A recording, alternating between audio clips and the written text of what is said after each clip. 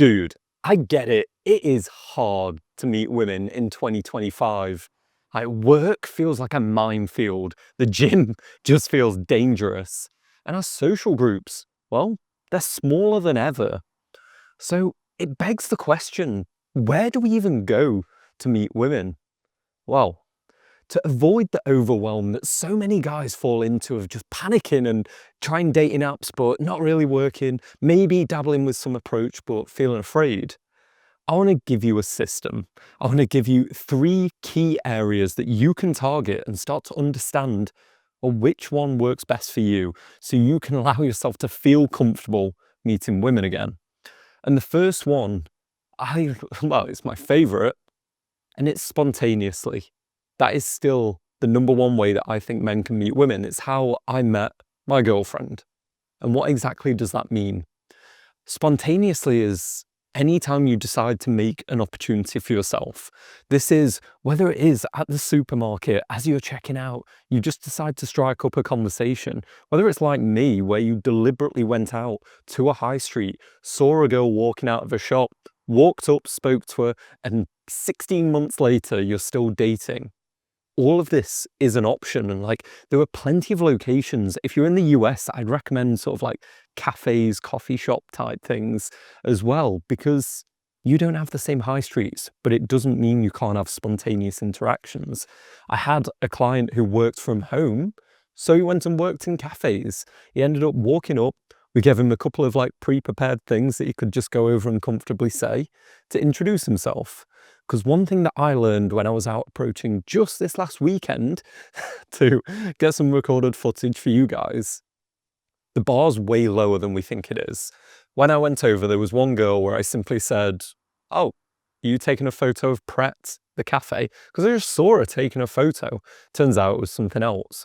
And off the back of that, we ended up having a conversation for ages. We vibed, and that was a really great interaction. And what did I say? "Are you taking a photo of the coffee shop?"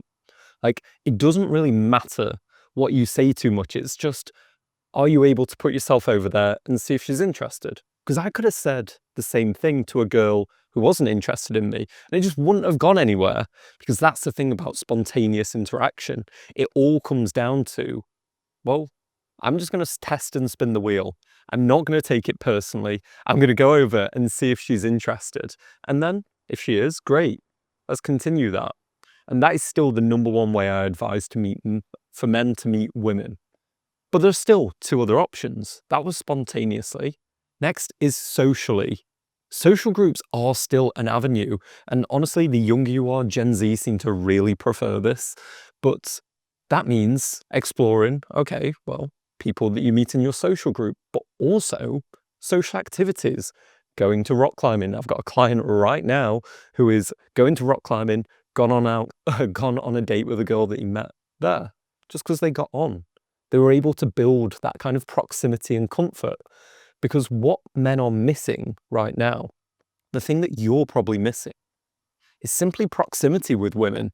Like, it's so obvious, but the modern world has just stripped us of all proximity, and that's such a huge part of people coming together. It's not unusual for you to move into, say, a shared house, and then suddenly there's 3 girls, 3 boys, and people just start getting together. And that's because that proximity allows guys to start to show some of the attractive qualities about themselves that wouldn't have been immediately obvious, that doesn't come across on maybe a spontaneous approach. Like, the 2 things we need is proximity and signaling of attractiveness. Because there'll be a bunch of things about you that are really attractive, but maybe you're just not signaling them properly. And definitely, you just don't have that proximity that you need. So that's what we need to generate. And for you, that could mean a simple activity. I do this with all my clients. We're going to put in the name of the nearest city to you, whether you live in it or not, and then just start running through activities you can go to. So, for example, I'm in the UK, where I met my girlfriend was in Nottingham. I would simply put Nottingham Run Club, Nottingham Salsa class, Nottingham climbing gym, like climbing classes, cooking classes, book club, And I would look at all of them in turn, and then I'd evaluate, okay, which one of these do I want to try? Improv group. Cool, let's try that. Because all of these are an opportunity for you to create, and they could pay off 100-fold. Men come into this with such a bad mindset that they're like playing for perfection, when in reality, you need to be okay with losing. You need to lose a bunch. It's why, like, no offense, but like stupid guys do really well in dating because they don't look for perfection. They just kind of see pretty girl and it's like, okay, let's go talk to her. Whilst the analytical guy, he's been rewarded throughout his entire life for being able to think of second order, third order, fourth order consequences of an action. Because in like business, that's pretty helpful. You want to see that. But in dating, all that does is discourage us from taking the leap. There'd be 100 reasons why going to that rum club is probably a dumb idea, or the improv class, or speaking to that girl. But none of them really matter if you go over there and she's interested in you and you quite like her, and then you're going on a date, right? There's a Alex Hormozy quote that I love, that pessimists get to be right and optimists get to be rich. That applies just as well in dating as it does business. Like, the optimists get to be rich. The one that is like, I have not done well recently. I walked up to 5 girls. They all rejected me. What about that girl? Let's try. We go over there and on the 6th it works, right? I know it sucks, but we need to depersonalize dating. Our ego just gets in the way and it causes so much damage, right? Then the final one we need to look at, and that's just digitally. We have spontaneously, we have socially, digitally. I'm coming around to it. Like, it wasn't a huge part of my initial sort of program of how I helped guys. But I've just realized, like, we live in a different world now.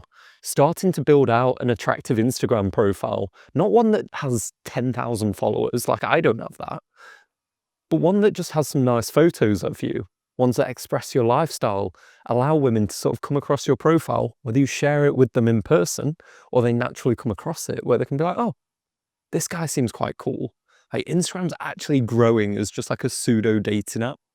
And then it is using dating apps, but using them in the right way, not having all of your hopes resting on that one app, just swiping and swiping away, hoping some girl is going to come back for you and just decide to bless you with her presence. No. But if we strategically use it, we build an attractive profile, you spend more time on your profile than you do swiping, then it's perfectly a healthy route to be able to just top up your ability to meet women and have dates and get used to communicating with them. Like, they're your 3 routes. If you're still in that moment of confusion of just like, oh, where do I meet women?